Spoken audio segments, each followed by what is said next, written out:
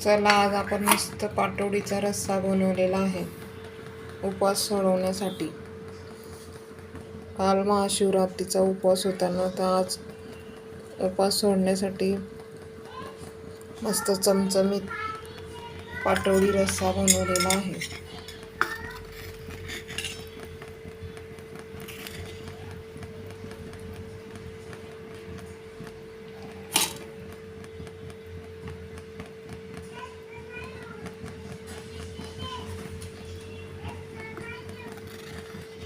तर बघा, तुम्ही काय बनवलं तेही मला नक्की कमेंट्स करून सांगा उपवास सोडवण्यासाठी.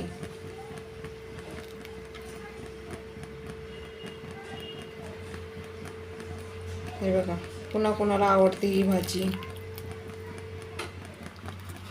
आणि तुम्ही या नक्की आस्वाद घ्यायला.